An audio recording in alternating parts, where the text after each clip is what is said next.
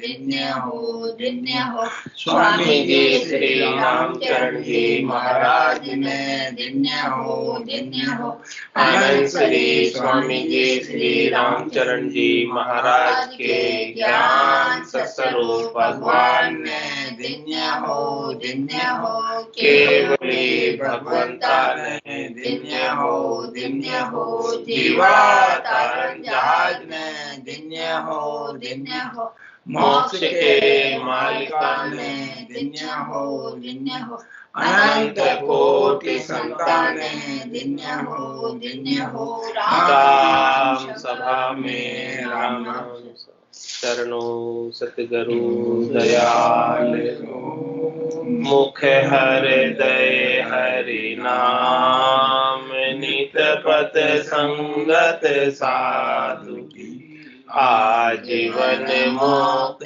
सुख राम पद प्रकाश के दायक सतगुरु राम अनंत कोटि जन साय के ताय करूं प्रणाम सतगुरु को एको शब्द मन कोई ले माने तो सहज होत है संत दास मुश्किल सुआसान भक्ति भक्त भगवंत गुरु चतुर नाम बपु एक जिनके पद रज परस नासत विघ्न अनेक सब धरती कागद करऊं सब वन कलम कटाए सात समुद्र शाही करऊं सतगुरु गुण लिखा न जाए राम राम राम राम राम राम राम।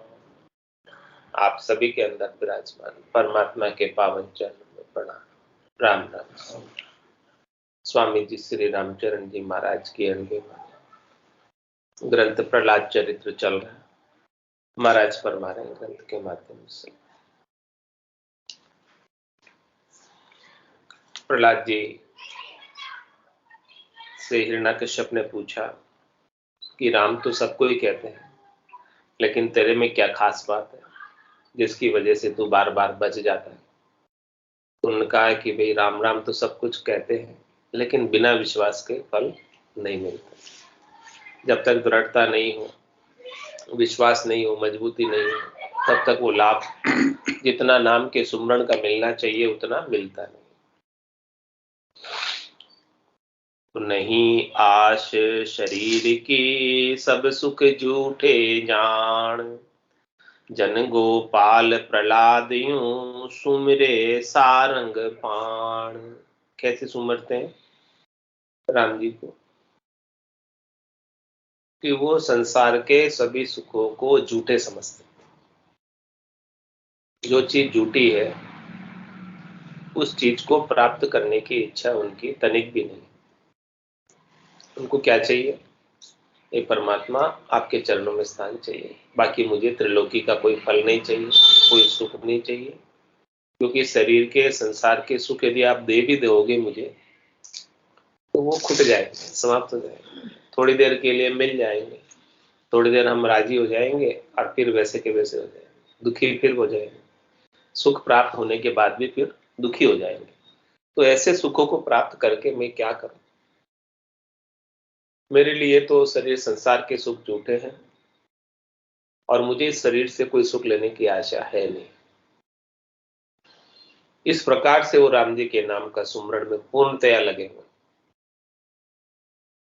निर्विकार रूप से लगे हुए। कोई विकार नहीं है उनका, कोई चाहना नहीं। विकार का तात्पर्य कि नाम का सुमरण करने के प्रति अपन कोई चाहना रखते हैं, इच्छा रखते हैं, वासना रखते हैं, आशा रखते हैं, क्षणिक सुखों की, नाशवान सुखों की, तो ये विकार कहलाता। तो वो बिना विकार के, बिना कोई चाहना के राम जी के नाम का सुमरण करते। प्रगट भक्ति प्रहलाद पुकारे, राम नाम सुनियो जग सारे।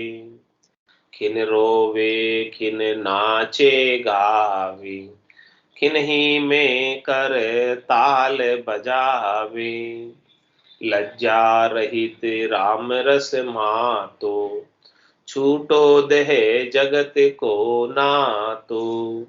सखान सहित हरि नाम उचारे, ज्ञान ध्यान बेराग विचारे।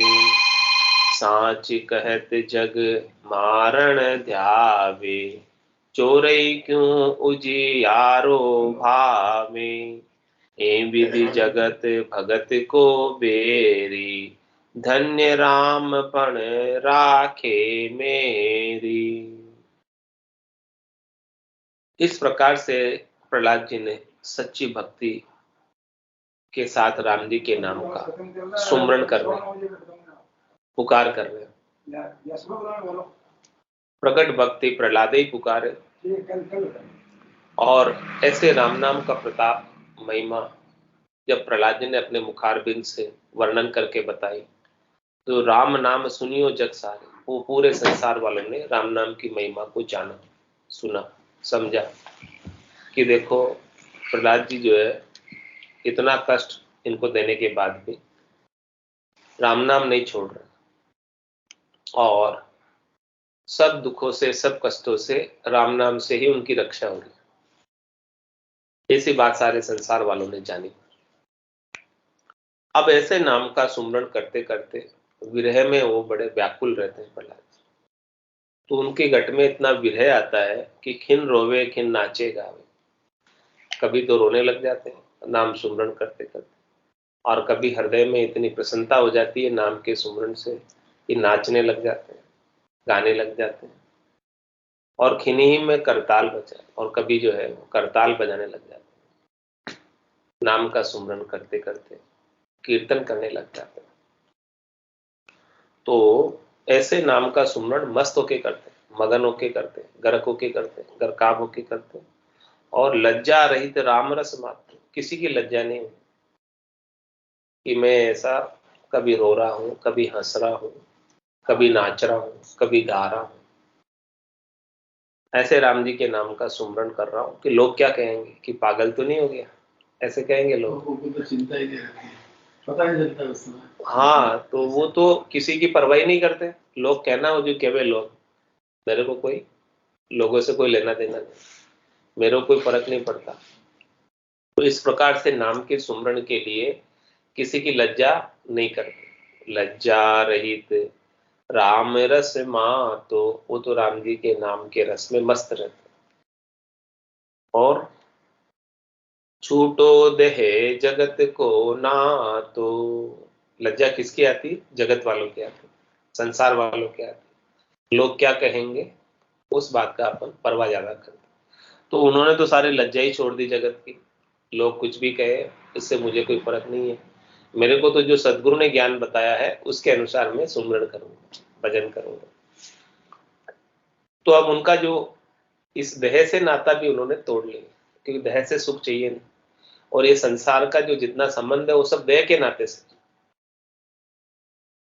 जितने भी सगे संबंधी है वो संसार के उस देह की तो है। वो देह नहीं रहती है, चली जाती है, तो सारे सगे संबंधी भी उनका नए बन जाते, फिर जो दूसरी देह धारण करता है वो सगे संबंधी बन जाते हैं। पुराने सगे संबंधी सब चले जाते हैं। तो वो नाता सगे संबंधियों का किसका हुआ? देह का नाता है।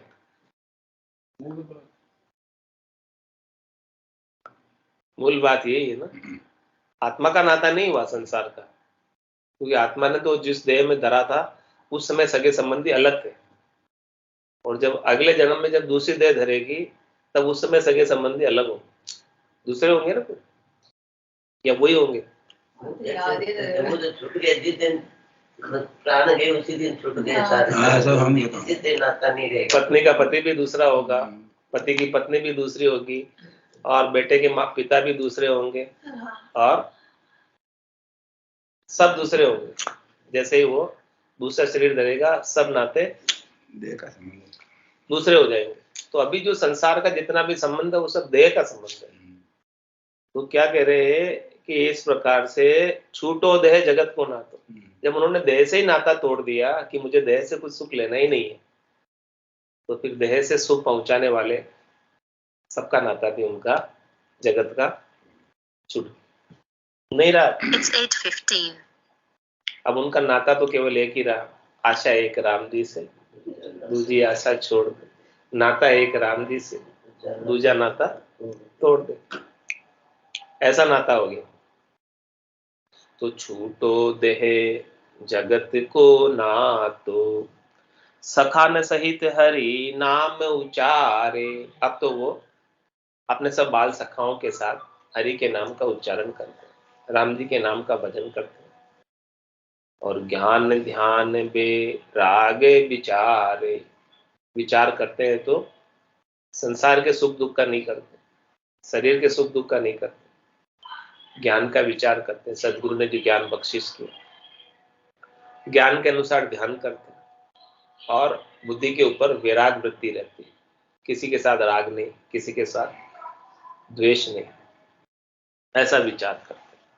और जब वो ऐसी सच्ची बात बोलते हैं परमात्मा के नाम के सुमरन की, तो साच कहत जग मारण धाग।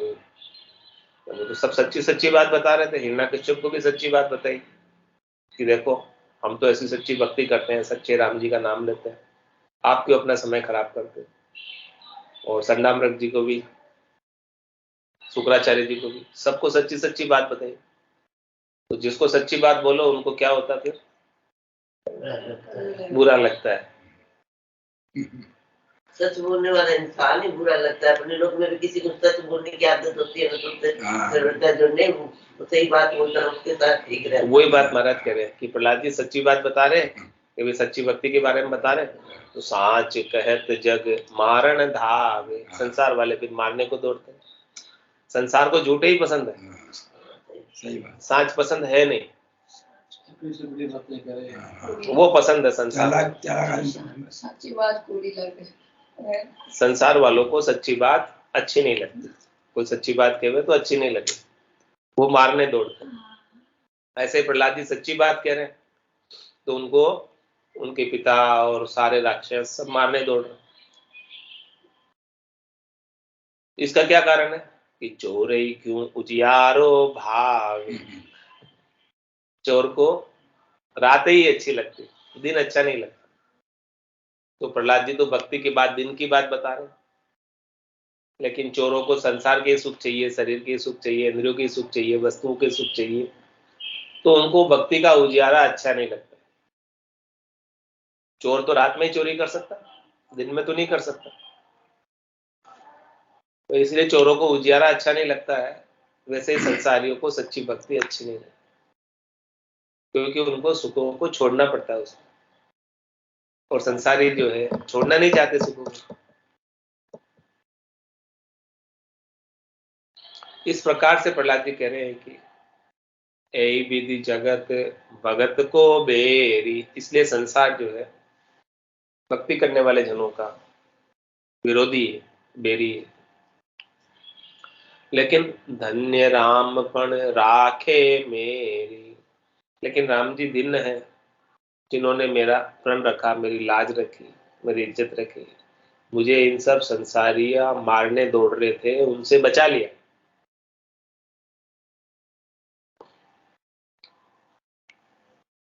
तो ऐसी सारी बात जब असुर ने सुनी, हिरण्यकश्यप ने सुनी प्रहलाद जी के मुख से, 5 वर्ष के बालक से, तो क्या बोलते हैं? छलबल दाव दैत्य बहु धारे, है को प्रहलाद ही मारे। अब के भांद शिखर ते डारो, अहो असुर मम कारज सारो। इतनो वचन कयो है राई, दूत ऊठ अरु शीश नवाई। कोट बांध असुर ले जाई, जन प्रहलाद के भय कछु नाही। पहले तो क्या किया था, पानी में डाला था, अब क्या बोले कि बहुत ऊंचे पर्वत पे ले जाओ और उस पर्वत से एकदम नीचे पटक, मर ही जाएगा। पानी में तो जंजीरें खुल गई और वो कमल के पत्ते पर, मर जाएगा। हाँ, कमल के पत्ते पर तैर रहे थे पानी में, तो डाला। लेकिन अब इतने शिखर से डालोगे तो, इतने ऊंचे से गिराओगे तो मरना ही है फिर। तो छलबल दाव देते बहुत आ रहे, बहुत देती जो है छलबल करने में, माया भी शक्तियां थी उनके पास, तो छलबल करने में तो माहिर थे वो दैत्य सब। तो माहिर दैत्यों को हिरण्यकश्यप कह रहा है कि है कोई प्रहलाद ही मारे, कोई है ऐसा जो प्रहलाद को मार सकता। अब की बार मैं युक्ति बताता हूँ, वो काम करना। अब के बांध शिखर पे डालो, उसको बांध दो रस्सी से और फिर चोटी पे ले जाओ पहाड़ के, वहां से गिराओ। अहो असुर मम कारक सारो, हे असुरो मेरा काम कर दो। इतनो वचन कयो है राय, हिरण्यकश्यप ने इतने वचन कहे और दूत उठ अरु शीश नवाई। तब फिर जो है दूत ने उठकर अपना शीश नवाया हिरण्यकश्यप को, और फोट बांध असुर ले जाई, बांध के असुर को लेके गए। लेकिन जन प्रहलाद के भय कहूं नाई, प्रहलाद जी के थोड़ा बहुत भी डर भय नहीं है कि उनको बांध के ले जा रहे हैं, फिर भी वो डरे नहीं कुछ। तो दूत उवाच में दूत क्या कहते हैं? दूत कहे सुने राजे कुमारा, कहाँ विष्णु अब करे संभारा। दूत प्रबोध देत है ऐसे, मानो सीख हमारी जैसे। वो परेशान हो गए, उनके चलते सारा दिन उनका कभी करते। इसीलिए दूत अब वो प्रहलाद जी को समझा रहे फिर से कि हे राजकुमार सुनो, कहाँ आप तुम्हारे भगवान हैं, कहाँ तुम्हारे विष्णु हैं, कहाँ तुम्हारे राम जी हैं। आप बचाएंगे कैसे तुमको, ये बताओ। इस प्रकार से दूत प्रहलाद जी को समझाने का प्रयास करें, समझ जाओ, अब भी छोड़ दो भक्ति, अब भी मान जाओ, नहीं तो अब हम शिखर पे ले जाके गिराएंगे, ऐसा हमको आदेश हुआ राजा से। तो प्रहलाद जी क्या कहते हैं दूत की बात को सुन के? जल थल विष्णु अरु पर्वत आगी, खड़ग धार विषते भय भागी। डारो बेग तुम्हें नहीं दोषु, तुम सु असुर करे गोरोसु। डारत ही बंधन सब तूते, यूं जन राम राम कहे छूटे। जो पंखी आकाश ते आवे, यूं प्रहलाद राम गुण गावे। यहाँ दूत मन मोद ही आयो, पृथ्वी देखो साध गुड़ायो। साचा जन को अवनी जेले, राम प्रताप दुष्ट सब पेले। अब देखो क्या हुआ, प्रहलाद जी ने क्या कहा? जल थल विष्णु और पर्वत आदि, जल से, थल से, पर्वत से, आग से, और खड़ग धार विषते भय भाई, खड़ग से, तलवार से, और धारा से, और विष से तो हमारा भय चला गया। भगवान ने हमारी रक्षा करी, ये सारे हमारे ऊपर, हाँ, ये सारी चीजें आपने हमारे ऊपर अप्लाई कर दी और सब करके देख ली। इन सब से तो हमें अब भय नहीं रहा, डर नहीं रहा इन सब चीजों से।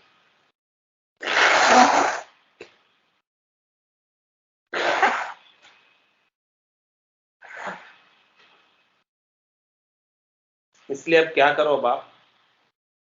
डारो बेग तुम्हें नहीं दोषु, तुम सु असुर करे गोरोसु।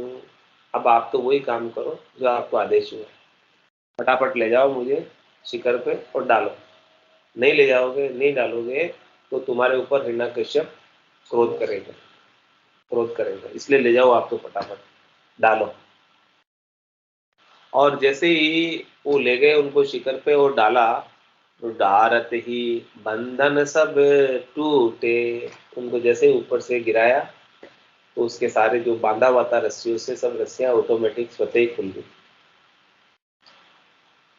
यूं जन राम राम कहे छूटे। इस प्रकार से राम राम कहते कहते संसार के सब बंधन भी छूट गए।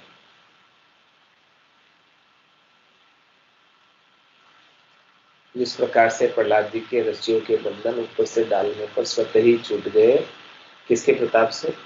राम नाम। तो अपने भी संसार के जितने बंधन है, संसार की रस्सियां बंधी हुई है मोह की, आसक्ति की, वो सब कह रहे हैं महाराज कि राम राम कहने से छूटे। यूं जन राम राम कहे छूटे। और दुख कैसी स्थिति हुई? जो पंखी आकाश ते आवे। जिस प्रकार से पक्षी ऊपर से उड़कर धरती पर आता है, वैसे प्रहलाद जी आ रहे हैं उड़ते हुए।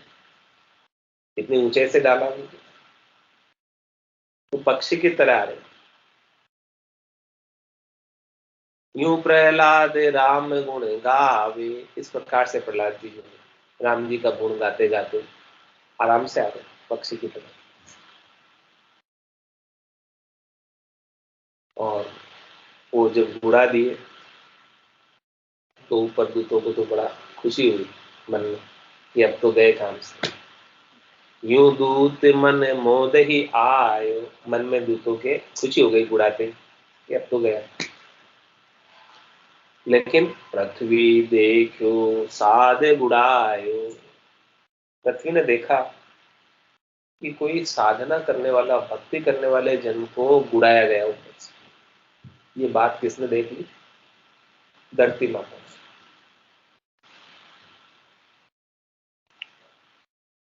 तो फिर क्या किया? साचा जन को अवनी जेले। जो सच्चे भक्ति करने वाले जन हैं उनको पृथ्वी भी जेलती।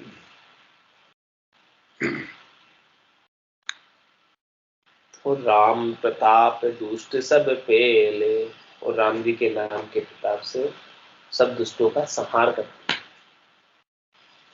पृथ्वी भी रक्षा करती। तो जल थल पर्वत राखियो खड़ग धार विचित्रास। जन गोपाल प्रहलाद के पूर्ण ब्रह्म प्रकाश। ऐसा प्रहलाद जी के गढ़ के भीतर पूर्ण ब्रह्म का प्रकाश हो रहा था, पूर्ण ब्रह्म का आनंद आ रहा था। ऐसे पूर्ण ब्रह्म ने, परमात्मा ने, राम जी ने जल में बचाया उनको, थल पे बचाया, पर्वत से बचाया, तलवार से बचाया, विष से बचाया, सबसे बचाया। तो ऐसी बात को सुनकर असुर हिरण्यकश्यप क्या कहता है? हिरण्यकश्यप कहे सुन प्रहलाद, छाड़े क्यों नहीं विष्णु को बाधू। तू हो पिता पुत्र तू मेरो, राज रूपाट विभव सब तेरो। अब कैसे समझा रहा है? सारे प्रयास कर लिए, नहीं सरी कोई बात। तो हिरण्यकश्यप कह रहा है कि तू विष्णु की भक्ति को, राम जी की भक्ति को, भगवान की भक्ति को छोड़ क्यों नहीं देता? क्योंकि तो हूं पिता पुत्र तू मेरो, मैं तेरा पिता हूं और तू मेरा पुत्र है, ठीक है। और जितना भी ये राजपाट वैभव है वो सब तेरा ही तो है, तू ही तो इसका उत्तराधिकारी है। मेरे बाद तेरे को तो संभालना। तो प्रहलाद जी क्या कहते हैं इस बात को सुनकर? कहे प्रहलाद विष्णु पित माता, सगो स्नेही प्रीतम भ्राता।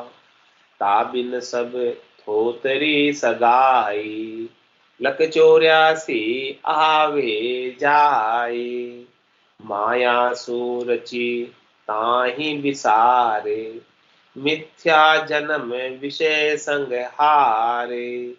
स्वप्ने में राजधानी साची, जागी परे तब दिसे काची, इहि विधि देह राज सब जाई, कर विचार अरु ध्यान समाई, के वो जाए के आपन मरिए, तो पिता विष्णु के से परिहरिए, मात पिता कलत्र कुल बंधु, दह दह प्रति मिले संबंधु, सुख संपत्ति अरु विशेरस भोगा, पशु पंखी हूँ लहे संजोगा, परी यह देखा थिर नाही, पूरब जन्म के कृत्यब आई, कांते हरि बिन कहू न सुख, सदा संगाति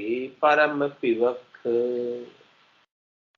क्या खास बात समझा रहे प्रहलाद जी अपने पिताजी हिरण्यकश्यप को, जब पिताजी ने कहा कि मैं तो तेरा पिता हूँ और तू मेरा पुत्र है, और जितना भी ये राजपाट है वैभव है सब तेरा है, तो क्या कहा प्रहलाद जी ने? कहे प्रहलाद विष्णु पिता माता, मेरे माता पिता तो भगवान राम जी है, विष्णु है, और सगो स्नेही प्रीतम भ्राता, मेरे सगे भी राम जी है, और स्नेही भी राम जी है, और प्रीतम भी राम जी है, और भाई भी राम जी, सब कुछ राम जी।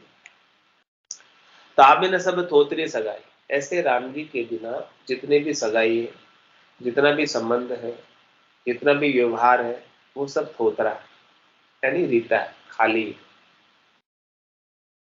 और ऐसी सगाई रखने से, ऐसा संबंध रखने से 1,84 आवे जाए, इस संबंध की वजह से 84 लाख जीवाजूर में जाना आना पड़ता है।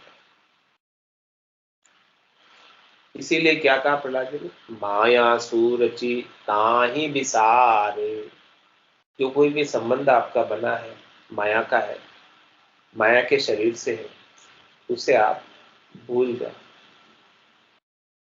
भूल जाने का तात्पर्य उस संबंध को इतनी प्रधानता मत दो, उस संबंध से कुछ भी सुख लेने की इच्छा मत रखो, उस संबंध के लिए अपने समय को व्यर्थ मत गवाओ।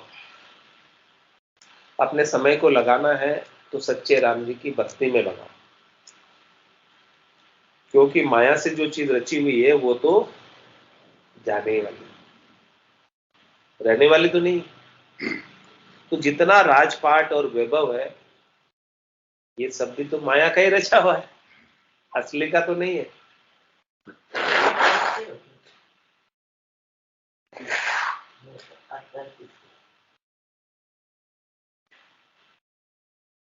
तो जितनी भी चीजें माया की रची हुई है, आप जो कह रहे हो कि तू इस राजपाट और वैभव का उत्तराधिकारी है, तो क्या ये राजपाट वैभव माया का नहीं है? अब मेरे मन में तो इस माया के प्राप्ति की इच्छा ही नहीं है कुछ, तो आप जो मुझे प्रलोभन दे रहे हो उत्तराधिकार का, राजपाट वैभव, वो मुझे नहीं चाहिए। मैं उस प्रलोभन में आकर राम जी की भक्ति को नहीं छोड़ूंगा। तो माया सूरची ताही विसारे, जो चीज माया से रची हुई है उसे भूल जाए।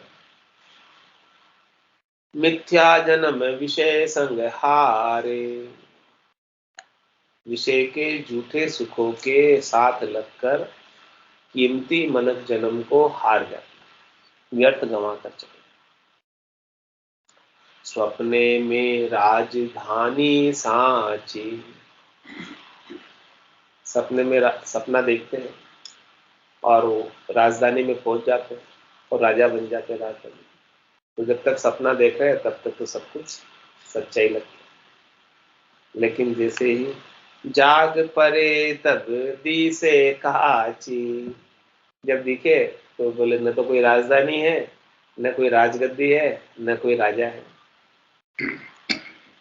ऐसे ये संसार पूरा सपने के समान, यहाँ का राजपाट वैभव सब सच्चा दिख रहा है, क्योंकि हम संसार के माया का सपना देखें। यही विधि देह राज सब जाई, इसलिए जो ये देह है और ये राज है, पाठ है, वैभव है, सुख है, संपत्ति है, वो सब चली जाएगी। कर विचार अरु ध्यान समाई, इसलिए इस बात पर विचार करो और विचार करके राम जी के भक्ति में लग जाओ, राम जी के ध्यान में लग जाओ। क्यों लग जाए, इसका भी क्या कारण है कि के वो झाइए के आपन मरिए, या तो वो माया चली जाएगी आपको छोड़कर, या आप माया को छोड़ के चले जाओ, दो में से एक काम होगा। के वो झाई के आपन मरिए, या तो वो चली जाएंगे, चली जाएगी, या आप मर जाए, दो में। दृढ़ता देख के वो चली जाएगी। हाँ, या वो आपको कर देंगे। नहीं, माया या तो चली जाएगी आपको छोड़ के, क्योंकि स्थिर तो नहीं है। लक्ष्मी का स्वभाव कैसा है? चंचल स्वभाव, चली जाती है, रहती नहीं है। कि वो जाए के आपन मरिए, या तो माया चली जाएगी या आप मर जाओगे, माया को यही छोड़ दो, चले जाओ। तो पिता विष्णु कैसे परिहरिए, तो हे पिताजी, मैं भगवान की भक्ति कैसे छोड़ूं, राम जी की भक्ति कैसे छोड़ूं, इस माया के पीछे लगकर जो चली जाने वाली, जो छूटे ही जाने वाली है, उसके लिए मैं अपना समय को क्यों बर्बाद करूं। मात पिता कलंत्र कुल बंधु, दह दह प्रीति मिले संबंधु। क्या करें? माता पिता कुल परिवार भाई बंधु, तो हर एक देह में ये संबंध मिलते हैं, लेकिन भगवान की भक्ति बताने वाला नहीं मिलता।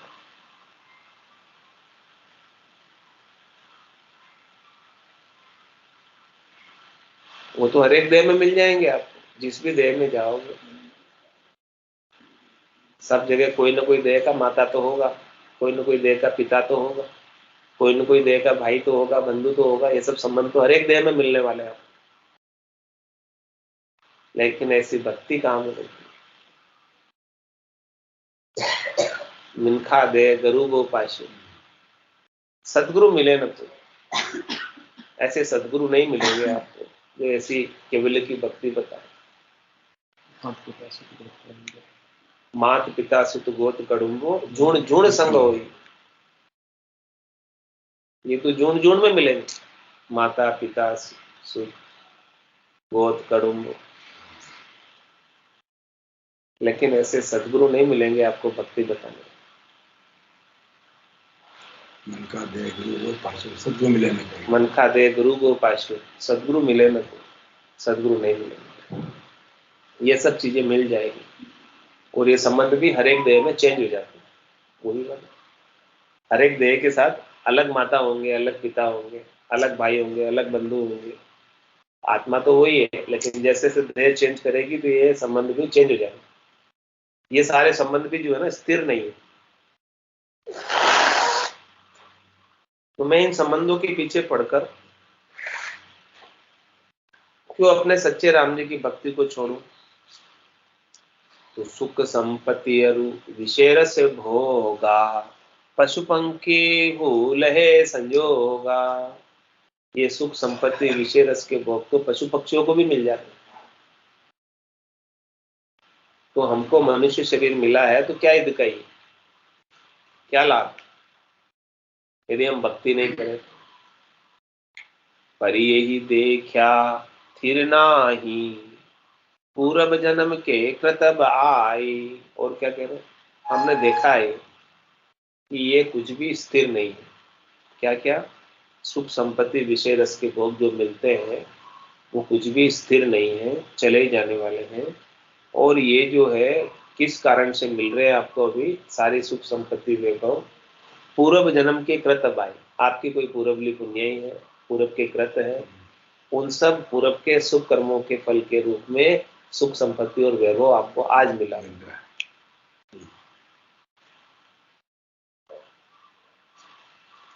ताते हरि बिन कहूँ न सुख, इसलिए हरि के नाम के बिना कभी भी सुख मिलने वाला नहीं है। सदा संगाती परम पिवक, वो हरि जो राम जी हमेशा संगाती यानी संग ही रहने वाले हैं, और परम पिवक है, परम आनंद को प्रदान करने वाला, परम अमृत को प्रदान करने वाला। ऐसी बात सुनकर हिरण्यकश्यप क्या कहता है? विष्णु कहते सो उठ्यो रिसाई, मारो बेग भाग नहीं जाई, यहाँ के तो मन हो रही आई, जाते में दुख पाऊं माही, चंदन के बन उपजो बांसु, जब तब करे कुटुंब को नासु, जैसे सरप अंगूठा लागे, नक्शिक लहरी हलाहल जागे, कांटे काट अंगूठा डारे, मोह करे तो सर्वस हारे, दिन को दुख ने काहि सुहाई, बिन बूटी से वेदन जाई, शत्रुपुत्र को वेश बनायो, कुल अंगारन काहू भायो, तब सर्प सियरु स्वान लगाए, अंतरजामी निकट न आए, बहुरयु नाग फांसी सु बांधे, समंदर बोरि दे त्यारा दे, तब तिन गह पर्वत तन चापे, डोली धरणी शेष शिर कापे, पर्वत भय मनहु शिर फूला, छूटी फांसी जल थल समतूला, सकल व्यापी सब में राखे, जन प्रहलाद राम सत भाखे। देखो ऐसी सारी बात सुनी प्रहलाद जी की हिरण्यकश्यप ने, तब क्या कहा? सारा लोभ दे दिया उन्होंने, लेकिन उस एक भी लोभ के प्रलोभन में प्रहलाद जी नहीं पड़े, यानी सब तरफ से समझाने का प्रयास कर लिया, साम दाम दंड भेद सब अप्लाई कर दिए, किसी से नहीं समझ। तो विष्णु कहत सो उठो रिसाई, अब वो तो प्रहलाद जी तो भक्ति छोड़ते नहीं, वो तो विष्णु नाम, नारायण नाम, हरि नाम, भगवान नाम, राम नाम लेते ही लेते, छोड़ते नहीं। तो उसको तो ऐसा नाम सुनते ही क्रोध आता। हिरण्यकश्यप क्या बोला? मारो बेग भाग नहीं जाए, अब इसे तुरंत मारो, कहीं भाग नहीं जाए, क्योंकि याके तो मन हो रही आए, मैं इसे बहुत समझाने का प्रयास कर रहा हूँ, लेकिन ये तो समझता नहीं है, इसके तो मन में कोई दूसरी ही बात है। जाते मैं दुख पाऊंगा, जिससे मुझे भीतर में दुख होता है। क्या बात है इनके मन में, क्या हो गया ये ऐसा कि चंदन के बन उपजो बासु, क्या कहना? पूरा चंदन का बन है हमारा राक्षस कुल, उसके अंदर एक बांस पैदा होंगे। क्या ये ठीक बात बोल रहा है? उल्टी बात बोल रहा है। हाँ, कि चंदन के बन उपजो बांस, चंदन के बन में बांस उत्पन्न हो गया हमारे को, चंदन के बन में बांस उत्पन्न हो जाता है, तो बांस क्या करता है? आपस में टकराकर अग्नि पैदा करता है, और अग्नि पैदा करके पूरे वन को जला देता है। इस भाव से कह रहा हूं कि चंदन के बन उपजो बांस, जो हमको ही दुख दे रहा है, नहीं हमारे नुकसान कर रहा है, चंदन के बन को जला देगा, बांस आ गया, बांस नहीं आना चाहिए। बांस एक साथ लग जाते ना, तब हवा चलती है तो वो टकराते हैं आपस में, पास होते, टकरा के जंगल में आग लगा देते। तो चंदन के बन उपजो बासु, जब तब करे कुटुंब को नहासु, ये बांस जो है हमारे कुटुंब का नाश कर देता, ऐसा बांस है। जैसे सरप अंगूठा लागे, और दूसरा दृष्टांत और समझा रहा है आपको हिरण्यकश्यप, कि जैसे सांप जो है पांव के अंगूठे में काट जाता है, विषैला सांप, काला नाग पांव के अंगूठे में काट जाता है, तो क्या करते हैं? नक्शिक के लहरी हलाहल जागे, एड़ी से लगाकर चोटी तक जहर चढ़ जाता है। दांते काट अंगूठो डारे, इसलिए क्या करते हैं? सांप के काटते ही तुरंत अंगूठों को काट के जहर फैले उससे पहले काट दे और उसको अलग कर दे ताकि जहर आगे नहीं फैले।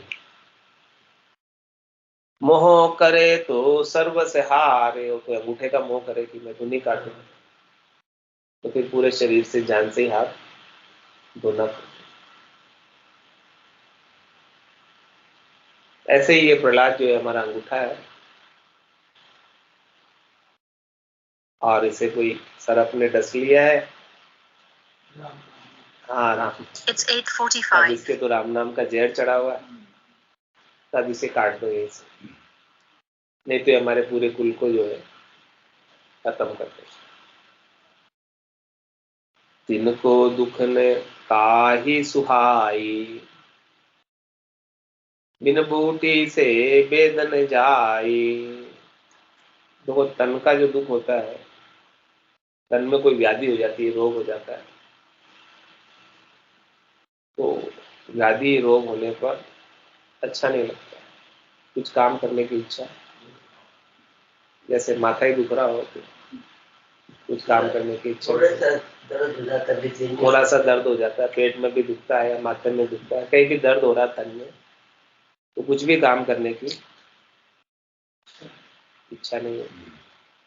तो तन को दुख ने काहि सुहाई, तन में कहीं भी दुख हो, किसी भी अंग में दुख हो, ध्यान हमेशा वही जाता है, दर्द पे जाता है, दुख पे जाता है, सुहाता नहीं जब तक वो दुख ठीक नहीं हो जाता, वहां का दर्द ठीक नहीं हो जाता। तो बिन बूटी से वेदन जाए, ये वेदना जो हो रही है बिना वहां दवाई लिए, बिना औषधि लगाए वो वेदना जाती नहीं। तो ऐसे ही हमारा ये कुल है, परिवार है, ये तन है हमारा, इसके अंदर प्रहलाद रोग लग गया है। अब इसकी कोई ना कोई दवाई तो इलाज तो करना पड़ेगा, बिना इलाज किए तो ये हमारा जो रोग लगा हुआ है नहीं जाएगा ये, और हमको वो दूसरा काम सूझ भी नहीं रहा जब तक ये रोग नहीं जाए हमारे शरीर से, हमारे कुल से।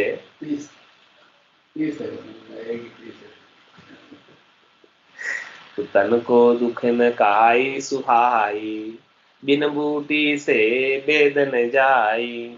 शत्रु पुत्र को वेश बनायो, क्या हुआ, किसी शत्रु ने हमारे पुत्र का वेश बना के हमारे जन्म में जन्म ले लिया, हमारा ही शत्रु है, पुत्र के रूप में आ गया। कुल अंगारन काहू भायो, तब सरप सिंह अरु स्वान लगाए। तब क्या किया वो, अनेक सांप छोड़ दिए, शेर छोड़ दिए, कुत्ते छोड़ दिए पीछे,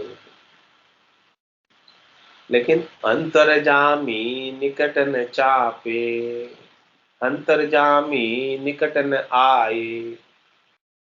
लेकिन स्वान में यानी कुत्तों में, शेर में, सांप में, सबके अंदर तो राम जी अंतर्यामी है, तो उनके पीछे छोड़ दिए, लेकिन उनको भगत समझकर वो भी उनके निकट भी नहीं गए, पीछे लगा दिए, गए भी नहीं।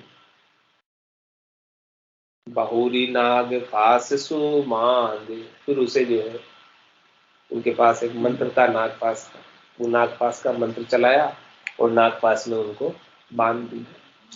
समुंदर बोरी दे त्यारा दे, और फिर उसको नागपास में बांधकर समुद्र में डुबो दिया, फेंक दिया। तब तिन गहे पर्वत तन चापे, डोली धरणी शेष शिर कापे। तब जो है फेंका गया उस समय, धरणी भी डोल गई जब इतने ऊंचे से नागपास से बांधकर समुद्र में फेंका था, और शेष जी महाराज भी थोड़े कंपायमान हो गए, यानी फेंका तब भूकंप सा आ गया। तो पर्वत भय मनहु शिर फूला, छूटी फांसी जल थल समतूला। और पर्वत कैसे हो गए, फूल की तरह हो गए, और उनके जो फांसी जो भी बंधी हुई थी नाग फांस की, वो जल में थल में छूट गई अपने आप। इसका क्या कारण है छूटने का? कि सकल व्यापी सब में राखे। वो जो राम जी है जो सकल में सब में व्याप्त है, उनके बिना एक सुई की नोक के बराबर जगह भी खाली नहीं है। तो वो तो सब जगह बचाने वाला तैयार है, हाजिर है, रक्षक। और जन प्रहलाद राम सतभाके, और भक्ति करने वाले जन प्रहलाद जी ऐसे सच्चे राम जी का सतत रूप से उच्चारण कर, उनके नाम का सुमरन कर रहे, उनको याद कर रहे। तो कोई भगत ऐसे राम जी को पुकारे, याद करे और वो बचाए नहीं, ऐसा हो नहीं सकता।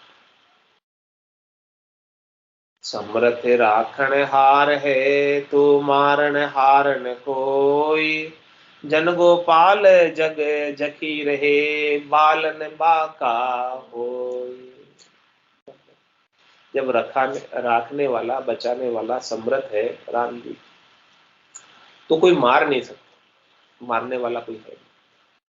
इस प्रकार से पूरा संसार पीछे लग जाए, पचाई करे खूब मारने के लिए, फिर भी भगत का तो बाल भी बाका नहीं।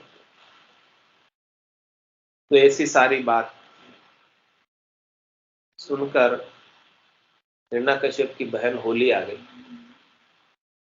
और होली आकर कहने लगी, होरी बहन कहे सुने राजा, मोते सरे तुम्हारो काजा, मैं बहु भांति तपस्या कीनी, तब शिव मोई अभय गति दीनी, जारी जरू ने मारी मरे हूँ, अब के काज तुम्हारो करी हूँ, बहुत भांति करी काठ मंगाओ, मेले पेठू तुम अग्नि लगाओ, मेरी वज्रमही देह है सोई, ताकू भय नहीं व्यापे कोई, और उपाय याकू कोई नाही, सकल सभा मिले मानो याही, तब राजा मन हर्षो भायो, बहन हमारो कारज कर लयो, यदि प्रहलाद ही देखू नैना, तब लगे नाहिन मोकू चेना, काठ सकेल करे उछाऊ, भक्तिवान नहीं भावे काहू,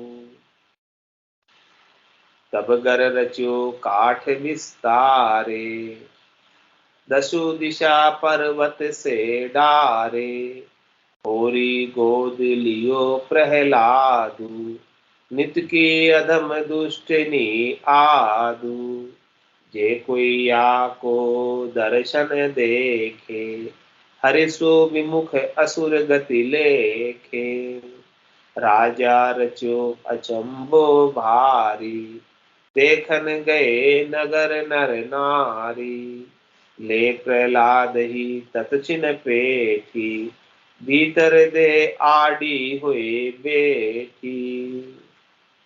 तो ऐसी बात जो है होरी ने सुनी और होरी आ गई, राजा की बहन यानी प्रहलाद जी की बुआ। और होरी बहन ने कहा, हे राजा, मैं तुम्हारा काम कर दूं, क्योंकि मैंने बहुत प्रकार से तपस्या की और भगवान शंकर की मैंने तपस्या की, और भगवान शंकर ने मुझे वरदान के स्वरूप अभय गति प्रदान की।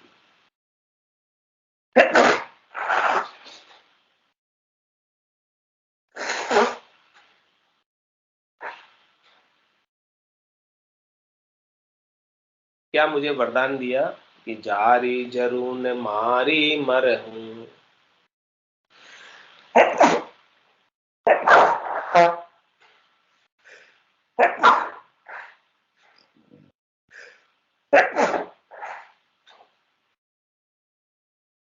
कि आग में जलाने से जलूंगी नहीं, मारने से मरूंगी नहीं। तो अब के काज तुम्हारो करी हूं, तो अब के मैं तुम्हारा काम कर देती हूँ, क्योंकि मुझे तो नहीं मरने का वरदान है। बहुत भांति करी काठे मंगाओ, क्या करो, बहुत लकड़ियां मंगाओ खूब सारी, ले पेठू तुम अग्नि लगाओ, और फिर आग लगा देना, मैं बैठ जाऊंगी लेकर। क्योंकि मेरी वज्रमयी देह है सोई, मेरी जो देह है वो वज्र के समान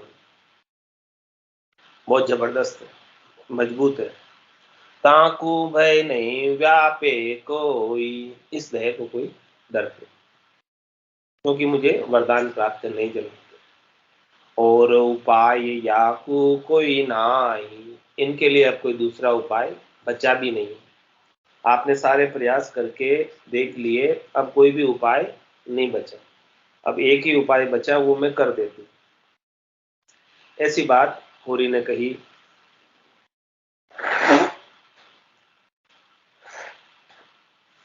और क्या कहा, सकल सभा मिले मानो याई, सब मिलकर मेरी बात मानो। तब राजा मन हर्षो भयो, तब राजा खुश हो गया कि अब तो काम हो जाएगा। बहन हमारो कार्य कर लयो, बहन हमारा कार्य कर दे। जद प्रहलाद ही देखो नैना, तब लगना इन मोकू चैना, जब तक ये मेरे आंखों के सामने रहेगा तब तक मुझे चैन नहीं। तो काठे सकेले करे उछाऊ, भक्तिवान नहीं भावे काहू, इस प्रकार से मुझे भक्ति करने वाले अच्छे नहीं लगते। तब गर रचो काठ विस्तारे, दसों दिशा पर्वत से डारे, तब फिर जो है दसों दिशाओं से, पूर्व पश्चिम उत्तर दक्षिण और 4 इसकी संधि दिशाएं, और ऊपर और नीचे सब दिशाओं से, पर्वतों से सब लकड़ियां खूब सारी इकट्ठी करवाई गई और एक जगह लाए। होरी गोद लियो प्रहलाद, उन सब लकड़ियों के ऊपर जाकर कौन बैठ गई, होलिका। और उसके होलिका ने अपने गोद में प्रहलाद जी को ले लिया, क्योंकि उसे तो पता था कि इन लकड़ियों से तो मैं जलने वाली नहीं, क्योंकि मुझे तो वरदान प्राप्त है नहीं जलने का, और प्रहलाद जल जाए। तो नित्य की अधम दुष्टिनी आदु, ये ऐसी दुष्टनी थी होली, जो भक्त को जलाने का प्रयास कर रही, राक्षस की बहन थी। तो कह रहे हैं कि ऐसी होली का कोई दर्शन करे, या कोई या को दर्शन देखे, हरि सु विमुख असुर गति लेखे, तो वो हरि से विमुख हो जाता है। और वो असुर का दर्शन करने से, होली असुर कुल की थी, तो उसका दर्शन करने से असुर के गुण उसमें आ जाते हैं, देखने वाले होली को देखने। यहाँ तो हर जगह पूजा करते होली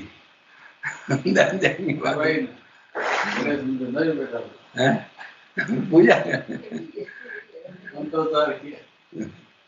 अशोक व्यास आएगा, पंडित पूजा करा रहे। तो क्या कह रहे महाराज कि इनका देखना भी शुभ नहीं है, अच्छा नहीं है। सही है। इनको देखने से असुर की जो गति है वो अपने अंदर आ जाती,